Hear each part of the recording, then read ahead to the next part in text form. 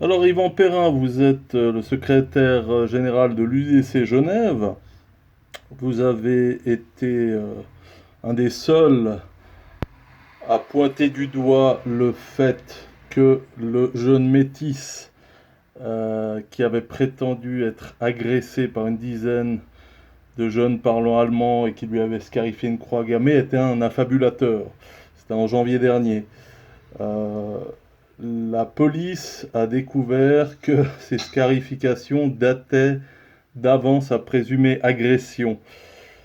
Euh, Quelle est votre réaction? Bien, c'est une certaine satisfaction de ne pas m'être trompé, je l'avoue. Bon, je n'étais pas très inquiet tellement les signes étaient évidents, mais il est bien clair que durant cette période entre le moment où les faits se sont produits, fait allégués se seraient produits, et la confirmation par la justice que tout n'était qu'affabulation, on m'a reproché d'avoir tenu des propos qui peut-être étaient audacieux compte tenu de l'avancement de l'affaire. Et je suis assez heureux vraiment que cette fois, c'est clair. C'était une affabulation, la même chose que nous avons eu à Stettbach. Et peut-être sur ce coup-là, Whitney Toyloy, qui avait fait un cause pour ce jeune homme, l'avait assuré de sa solidarité, devrait réfléchir à ce qu'elle nous propose en termes d'antiracisme. Elle se dit obligée d'utiliser sa voix pour lutter contre le racisme. Dans le cas présent, elle a utilisé sa voix pour rater une occasion de se taire. Je rappelle que Whitney Toyloin est une ancienne Miss, aussi Miss Suisse métisse. 2008. Voilà. Ah bah ouais, vous avez précis, d'accord. Euh, donc il a été prévenu. Bon, le dossier a été classé et il a été inculpé d'induction en erreur de la justice. Qu'est-ce qu'il risque à votre avis? Alors, je ne connais pas les sanctions prévues pour induction de la justice en erreur. Je pense qu'au niveau pénal, le risque est moindre. J'imagine mal qu'on puisse aller plusieurs mois en prison pour ce genre de choses. Par contre, il est possible qu'au niveau civil, la sanction soit légèrement plus douloureuse parce qu'évidemment, cette enquête a généré des frais. La police a consacré un certain nombre d'heures à démêler le vrai du faux, la justice aussi, les magistrats se sont penchés, se pencheront sur ce dossier. Il est clair que la facture finale risque d'être assez lourde et c'est à ce jeune homme qu'il reviendra de la payer. Venons-en à vous maintenant. Il y a environ une semaine, vous avez été définitivement acquitté par le tribunal fédéral, bon, la justice, aux grand dames de Pierre Aubert, le procureur de Neuchâtelois. Euh, on vous reprochait d'avoir toléré des propos qui sortaient des limites de la loi, mais le tribunal fédéral a estimé que vous n'étiez pas responsable des propos tenus sur votre page Facebook. Alors, quelle est votre réaction? Alors, là aussi, c'est un soulagement. J'étais relativement confiant. La justice neuchâteloise m'avait déjà acquitté par deux fois, donc je voyais mal le tribunal fédéral contrarier ses premières décisions, mais c'est vrai que c'est avec plaisir que j'ai appris que la procédure avait atteint son terme. C'est avant tout une grande victoire pour la liberté d'expression, le fait que le tribunal fédéral reconnaisse la responsabilité de celui qui poste quelque chose et pas la responsabilité de ceux qui répondent dessous. Parce qu'évidemment, vous ne pouvez pas être tenu pour responsable de propos de tiers dont vous ignorez l'existence. Ça, c'est une bonne chose. Et si c'est une victoire pour la liberté d'expression, c'est surtout une grande défaite pour les frères musulmans et leur stratégie dite des coupeurs de langue.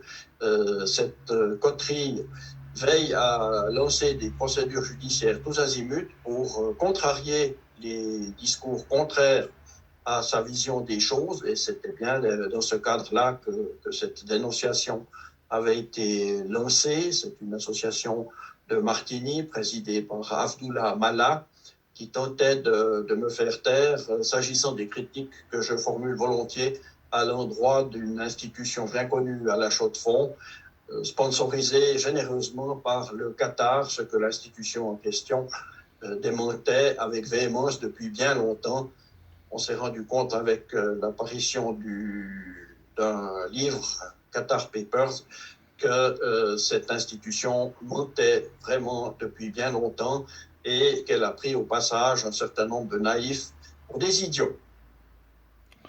D'accord, c'est noté. Toujours dans le registre de la liberté d'expression, il y a quelque temps, Alain Soral, l'essayiste franco-suisse, a été condamné à 3 mois de prison ferme par la justice vaudoise pour avoir osé répondre à une journaliste qui avait fait un article sur lui qu'il jugeait malhonnête, diffamatoire.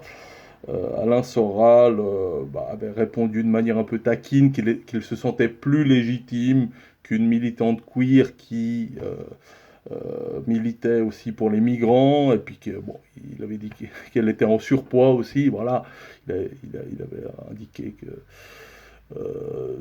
mais 3 mois de prison ferme, que pensez-vous de cette décision très... la justice a eu la main lourde, non? La justice a eu la main lourde, mais ça fait un certain temps déjà quand même que M. Soral joue avec la patience de cette même justice. Si on prend en France, 22 condamnations depuis 2008, il faut quand même relever une certaine persévérance. Mais Et il est clair. en Suisse, il était Oui. primo-délinquant, donc est-ce qu'on peut Alors, vraiment... j'admets volontiers que pour l'instant, il ne s'est pas encore particulièrement distingué chez nous, mais il y a quand même un contexte général, une odeur de soufre qui accompagne M. Soral et les termes qu'il a choisis. Vous avez évoqué l'adjectif taquin. Personnellement, je verrais plutôt là quelques termes injurieux. Et il est clair, à partir d'un certain moment où vous jouez avec la limite, bien tout à coup vous la transgressez, il y a des conséquences. Et c'est vrai qu'en Suisse, pour l'instant, encore une fois, il ne s'est pas particulièrement distingué, mais il est bienvenu ici en Suisse pour échapper à la justice française. Donc, bien évidemment, vous ne pouvez pas faire abstraction d'un comportement qui a eu lieu de l'autre côté de la frontière. Et si on prend maintenant un autre personnage dans un tout autre contexte, Tariq Ramadan, l'acte d'accusation arrive à bout touchant à Genève, selon ce que je crois savoir. Il est bien évident qu'on ne pourra pas faire totalement abstraction de l'enquête qui est menée contre lui en France.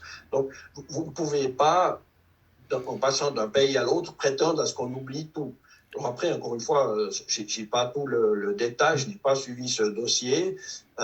J'ai cru comprendre qu'il y a encore des possibilités de recours. J'ai pu penser que M. Soral en fera usage, c'est son droit. Et il faut attendre que la justice se soit définitivement prononcée pour juger, si je puis dire, de son jugement. Mais l'UDC avait combattu l'article 261 bis et aussi son extension à l'homophobie. Donc, Alain Soral est quand même victime de cette nouvelle loi qui bafoue quand même la liberté d'expression. Alors, on peut considérer cela comme une atteinte à la liberté d'expression. C'était une crainte que l'UDC avait, c'est qu'effectivement on se serve de ce texte pour faire taire les voix discordantes. L'UDC a fait de son mieux pour éviter cette extension de la norme antiraciste, mais elle a perdu. Et maintenant, c'est dans la loi. Et nous sommes un parti gouvernemental, nous sommes un parti attaché au respect des règles démocratiques. Nous avions un point de vue, la population en a eu un autre, dont acte. D'accord, bah merci Yvan Perrin. Merci à vous.